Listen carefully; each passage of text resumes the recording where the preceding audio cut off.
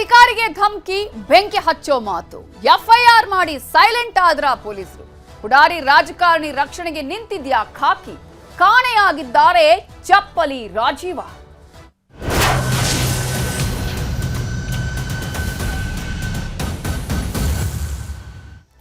ಶಿಡ್ಲಘಟ್ಟ ಪೌರಾಯುಕ್ತೆ ಅಮೃತಾಗೆ ಧಮಕಿ ಹಾಕಿದ ಪ್ರಕರಣಕ್ಕೆ ಸಂಬಂಧಪಟ್ಟ ಹಾಗೆ ಈಗಾಗಲೇ ಎಫ್ಐಆರ್ ಆಗಿ 4 ದಿನ ಆಗಿದೆ.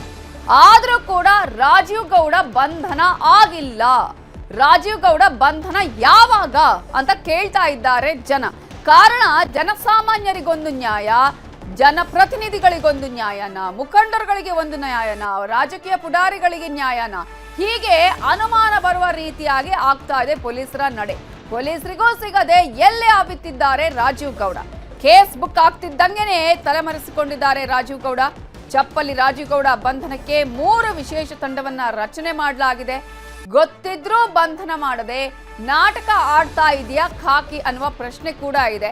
ಅನುಮಾನ ಹುಟ್ಟಿಸ್ತಾ ಇದೆ ಚಿಕ್ಕಬಳ್ಳಾಪುರ ಪೊಲೀಸರ ನಡೆ. ಇಲ್ಲಿ ಎಲ್ಲಿ ಅಡಗಿದ್ದಾನೆ ಪುಂಡ ಕೈ ಮುಖಂಡ ರಾಜೀವ್ ಗೌಡ ಅನ್ನೋ ಪ್ರಶ್ನೆಯನ್ನ ಜನ ಕೇಳ್ತಾ ಇದ್ದಾರೆ. ಈಗಾಗಲೇ ಈ ವಿಚಾರದಲ್ಲಿ ಕಾಂಗ್ರೆಸ್ ಕೂಡ ಸಾಕಷ್ಟು ಮುಜುಗರಕ್ಕೊಳಗಾಗಿದೆ. ಸರ್ಕಾರಕ್ಕೂ ಕೂಡ ಸಾಕಷ್ಟು ತಲೆನೋವು ಉಂಟಾಗಿದೆ. ಕಾರಣ ಅಲ್ಲೇ ಒಂದು ರೀತಿಯಾದಂತಹ, ಅದರಲ್ಲೂ ಕೂಡ ಆ ಭಾಗದಲ್ಲಿ ಈಗ ಈತನೇ ಯಾವ ರೀತಿಯಾಗಿ ಪ್ರತಿ ಬಾರಿ ಕೂಡ ಅನೇಕರಿಗೆ ಬೆದರಿಕೆ ಹಾಕ್ತಾ ಇದ್ದ. ಕೇವಲ ಪೌರಾಯುಕ್ತಿಗೆ ಮಾತ್ರ ಅಲ್ಲ ಬೆದರಿಕೆ ಹಾಕಿರೋದು. ಈ ಹಿಂದೆ ತಹಶೀಲ್ದಾರ್ಗೂ ಈ ತರ ಥ್ರೆಟ್ನಿಂಗ್ ಮಾಡಿದ್ದ, ಜೊತೆಗೆ ಇಲ್ಲಿ ಪಿಡಿಒಗೂ ಕೂಡ ಮಾಡಿದ್ದ ಅನ್ನುವಂತಹ ಆರೋಪಗಳು ಕೂಡ ಇದೀಗ ಕೇಳಿ ಬರ್ತಾ ಇದೆ. ರಾಜೀವ್ ಗೌಡ ಎಲ್ಲೋ ತಪ್ಪಿಸ್ಕೊಂಡು ಹೋಗಿದ್ದಾರೆ. ರಾಜೀವ್ ಪತ್ತೆಗೆ ತಂಡವನ್ನ ರಚಿಸಲಾಗಿದೆ. ಶೋ ಮಾಡ್ತಾ ಇದ್ದಾರೆ ಪೊಲೀಸ್ನವರು ಅಂತ ಹೇಳಿ ಬೆಂಗಳೂರಲ್ಲಿ ಗೃಹ ಸಚಿವ ಪರಮೇಶ್ವರ್ ಅವರು ಪ್ರತಿಕ್ರಿಯೆಯನ್ನ ಕೊಟ್ಟಿದ್ದಾರೆ. ಅವತ್ತೇ ಪೊಲೀಸರಿಗೆ ಸೂಚಿಸಿದ್ದೇನೆ, ಕೂಡಲೇ ಬಂಧಿಸಿ ಅಂತ ಹೇಳಿ ರಾಜೀವ್ ಗೌಡಗೆ ಕೆಪಿಸಿಸಿ ಅಧ್ಯಕ್ಷರು ಕೂಡ ನೋಟಿಸ್ ಅನ್ನ ಕೊಟ್ಟಿದ್ದಾರೆ. ಪಕ್ಷದಲ್ಲಿ ಇಟ್ಕೋಬೇಕಾ ತೆಗಿಬೇಕಾ ಅಂತ ಅವರೇ ತೀರ್ಮಾನ ಮಾಡ್ತಾರೆ ಅಂತ ಹೇಳಿದ್ದಾರೆ ಗೃಹ ಸಚಿವರಾಗಿರುವ ಡಾಕ್ಟರ್ ಜಿ ಪರಮೇಶ್ವರ್. ಬಂಧನ ಮಾಡಿ ವಿಳಂಬ ಇಲ್ಲ ರೀ. ಟೀಮ್ ಮಾಡಿ ಅವರೆಲ್ಲ ತಪ್ಪಿಸ್ಕೊಂಡು ಹೋಗಿದ್ದಾರೆ.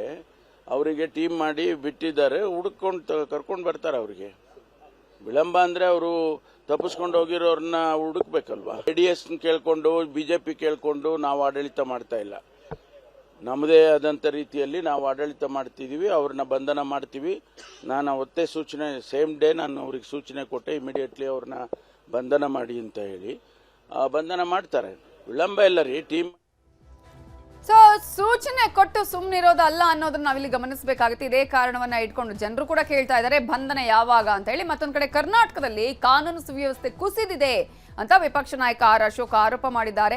ಶಿಡ್ಲಘಟ್ಟದಲ್ಲಿ ಕಮಿಷನರ್ ಅವರಿಗೆ ಕೆಟ್ಟ ಪದ ಬಳಕೆ ಮಾಡಿದ್ರೂ ಇನ್ನೂ ಕೂಡ ಆರೋಪಿಯ ಬಂಧನ ಆಗಿಲ್ಲ ಅಂತ ಆರ್ ಅಶೋಕ್ ಕಿಡಿಕಾರಿದ್ದಾರೆ. ಕಾಂಗ್ರೆಸ್ ಸರ್ಕಾರ ಕರ್ನಾಟಕದಲ್ಲಿ ಹೆಜ್ಜೆ ಇಟ್ಟ ಮೇಲೆ ಇಡೀ ಕರ್ನಾಟಕ ಒಂದು ರೀತಿ ಉರಿಯುವ ಮನೆಯಾಗಿದೆ. ಎಲ್ಲ ಕಡೆ ಗಲಭೆಗಳು, ರೇಪ್, ಕಳ್ತನ, ದರೋಡೆ. ಶಾಸಕರಿಗೂ ರಕ್ಷಣೆ ಇಲ್ಲದಂತ ಪರಿಸ್ಥಿತಿ ಕರ್ನಾಟಕದಲ್ಲಿ ನಿರ್ಮಾಣ ಆಗಿದೆ. ಕರ್ನಾಟಕದಲ್ಲಿ ಕಾನೂನು ಸುವ್ಯವಸ್ಥೆ ಕುಸಿದೋಗಿದೆ. ಇವತ್ತು ಮೊನ್ನೆನೂ ಕೂಡ ನಾನು ಹುಬ್ಬಳ್ಳಿಗೆ ಹೋಗಿದ್ದೆ. ಒಬ್ಬ ಹೆಣ್ಮಗಳನ್ನ ಪೊಲೀಸ್ ವ್ಯಾನಲ್ಲೇ ಬೆತ್ತಲೆ ಮಾಡಿರತಕ್ಕಂಥ ಘಟನೆ ನಮ್ಮ ಕಣ್ಮುಂದೆ ಇದೆ. ಮೈಸೂರಲ್ಲಿ ಒಬ್ಬ ಬೀದಿಯಲ್ಲಿ ಬೆಲೂನ್ ಮಾರ್ತಕ್ಕಂಥ ಒಬ್ಬ ಹೆಣ್ಮಗಳನ್ನ ರೇಪ್ ಮಾಡಿರುವಂಥದ್ದು ನಮ್ಮ ಕಣ್ಮುಂದೆ ಇದೆ.